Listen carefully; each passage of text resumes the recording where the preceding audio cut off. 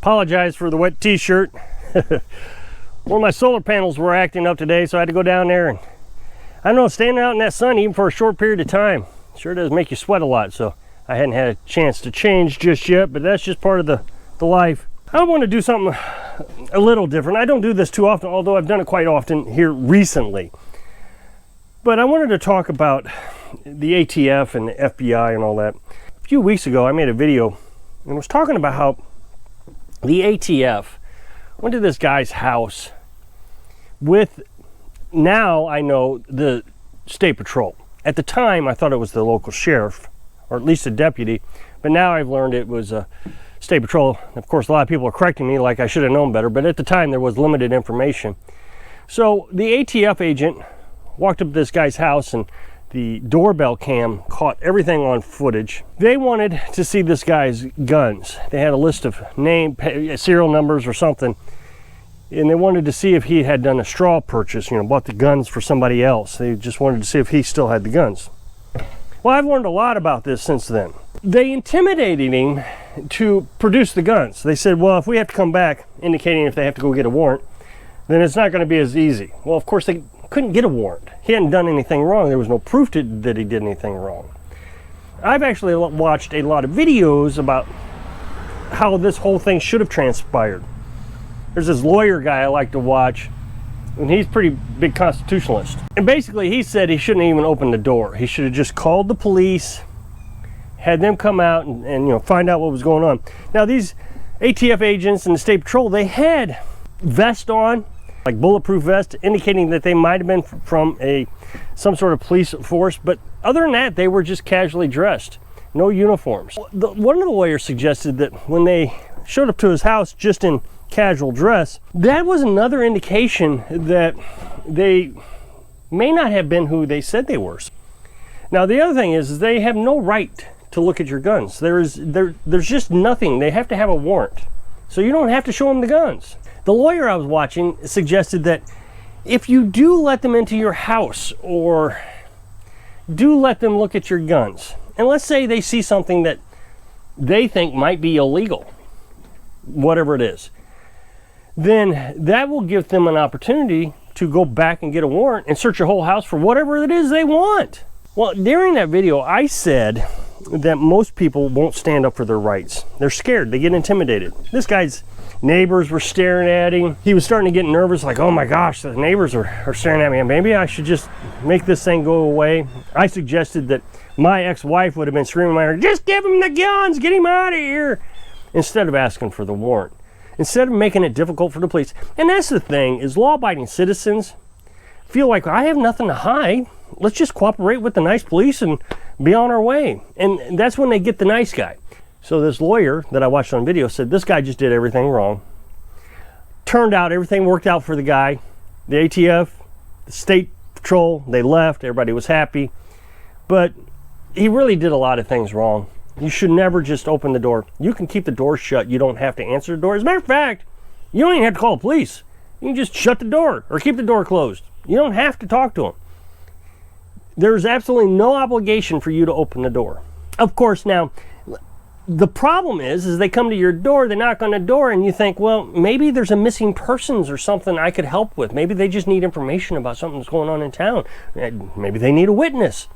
And so it's these tactics that police officers use to try to get you to do what they want you to do, even though they have no right to get you to do it. I got a lot of people in my comment section. Those police officers had every right to do what they want to do. They're law enforcement. We pay them to come out and investigate things that could be crimes. No. Not without the proper paperwork. That is what makes our society so nice, is police officers are not allowed to come out and harass people. They're not allowed to come out and arrest people just because they have a suspicion of things. I just watched a video last night of another situation that happened in 2020. The reason I'm bringing it up now is because the ATF agent involved in this is suing the police department. And I watched this video and I think, what for? This guy was just absolutely criminally wrong in every aspect. The ATF agent. The cops, I think, did a fantastic job. So a police officer, I forget his name, don't worry about it, but let's just call him the deputy in this situation. He gets a call he talks to the person who is making the 911 call. I don't know how that is. I thought it was a 911 operator, but this was in Columbus, Ohio, and he spoke to the person. I don't know if it was over the radio or whatever the case was. The person he talked to, who made the 911 call, says there is someone impersonating a police officer on my porch, wanting my shotgun, a shotgun. It's not like, you know, shotguns are the thing that federal government's wanting to take away from everybody, but that's what they wanted. So the police officer gets to the scene, and there is a guy there with a firearm on his waist. The police officer pulls out his gun and says, "Sir, get down on the ground." Now, the police officer already knows that the guy posing as the police officer, the suspect, whoever this guy is, did not produce any identification to the homeowner or the apartment resident or whatever it was. So when the police officer came up, there was still no identification anywhere to be found. So the police officer's holding the gun on the ATF agent, and he tells the ATF agent, "Get on the ground." And the ATF agent says, "I'm ATF." And he says, "That's fine, no problem. Just get on the ground. We'll resolve all this right away, and you can be on your way. We can get you to whatever it is you need, the whole thing." Now, I don't think there was a warrant. I think this was a similar situation as the ATF on the last story I just told you about, going up the door, saying, "I got a checklist of firearms I need to go over." And I think that's all the guy had, this imposter, whatever he is. He doesn't have a warrant. He has really nothing to identify who he is. Now, he is dressed in nice clothes, but that's it, just like the ATF in my last story. Well, he's arguing with the police officer. "I'm not getting on the ground. You can't force me." And then he starts to reach for his waist. He says to grab his identification. Of course, the police officer's worried about this gun. He says, "Keep your hands up. Get on the ground." The police officer's been very consistent on this. Get on the ground. I really do believe if it were me and I got a gun pointed at me and I'm thinking the police officer, just make his day easier. Let's say I go to jail, I can sue him, whatever. I would get on the ground. "Okay, I'm on the ground, no problem, whatever you need, officer." But this ATF, well, supposedly ATF person is arguing, being very combative. He is telling the police officer, "You're going to regret this." Obviously, when he said that, I think he meant that he's going to regret it in the future because he's going to get in trouble for arresting an ATF officer. The officer, being all stressed out with this guy that's got a firearm in his hand, could have thought, "Am I going to get shot? Is that what I'm regretting?" This presumably ATF agent is escalating things quickly, just like any criminal would. It was really bad behavior. Well, he does not comply with just one officer, but there is another officer, and I'm going to call him the boss, whatever he was, because he was dressed in what appeared, of course this is all on body camera, but I really felt like this other guy was more of a superior. He comes up behind the ATF agent with his firearm on him also and says, "Get on the ground." Now this guy complies. He gets on the ground. Okay, I'll get on the ground. I guess because he thought he was outnumbered. So in the video, I'm actually thinking this guy is wanting to draw the firearm on the police officer, the first police officer, but when he realized he was outnumbered, he gave up. So he lays on the ground. He says, "Check my identification in my pocket." And he said, "I will, as soon as we get you handcuffed." They get a handcuff on one arm. And he starts resisting. I mean, just like any criminal you see on badge cam on YouTube, he is resisting fully. So the boss cop, the one I'm calling the boss cop, lays right on top of his back, just lays right down to hold him down. And he tells the junior cop, what I'm calling the junior cop, to tase him, because he just will not bring his arm around so they can handcuff him. "I'm not going to get handcuffed. No, you cannot do this to me. I have asthma. I have medical conditions, and I can't breathe." You know, the whole thing. The junior officer tases him, and he immediately gives up. Okay, fine, and they handcuff him.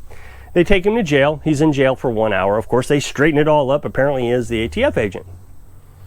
Well, now he's suing. He's suing the police department because of, I don't know what, to be honest. I would like to think that the cops did something wrong, but in his complaint, he said, "I was just doing my job, and I was arrested for doing my job."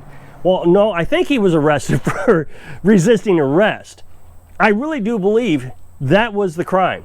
I mean, it didn't say what the charges were, if there were any charges, or if any charges were dropped, or they just, you know, whatever. I don't know the whole situation. It wasn't in the article. Then the article goes on to state that this ATF agent in 2015 was arrested for stealing $200 of wine in Columbus, Ohio, or linen. I guess it was maybe called linen. It's somewhere in Ohio. The crime, the arrest for the possession of the gun was in Columbus, Ohio. So they arrested him for stealing $200 of wine in Kroger's. Apparently what he did was he scanned one bottle, but he had like 10 bottles or 15 bottles of wine, and he paid for the one bottle and took the rest of them. Well, officers actually witnessed him doing this. So here's my point to this. This one kind of proves something to me, that the federal agents, the federal government, are not on our side. First of all, he went to the door of someone, did not provide any identification. He just said, I am the ATF, you need to comply, like he's some sort of Gestapo. Open your door, I'm going to take your gun. Now, I don't know if the gun was illegal. The ATF agent said it was illegal, but there was nothing in the article that implied it. I can't find any information if the gun was actually illegal, or if they were just searching for guns like they did in the last story I did. And then he was just real combative, very unprofessional. Even if the cops were doing something wrong, the police officers, assuming they did something wrong, I always find that it's best just to comply with the police officers, because then you can solve all your problems in court. Or when you get to jail, you can say, well, I would like to have a phone call so I can call my boss and he can come down here and rip you a new one, whatever. But with guns pointed at you, I think it's a really bad idea to start cussing them out and being combative and resisting arrest. I think it's just a really bad idea, because you could end up dead. And then we actually find out this ATF agent isn't an upstanding citizen. He's a criminal. I would like to have our police officers and our ATF agents and our FBI agents to have a clean record. That would be a really good bonus. To me, if you have committed a crime, you've been convicted of a crime, you kind of lose your right to be a police officer, because you're supposed to be a law enforcer, not a law breaker.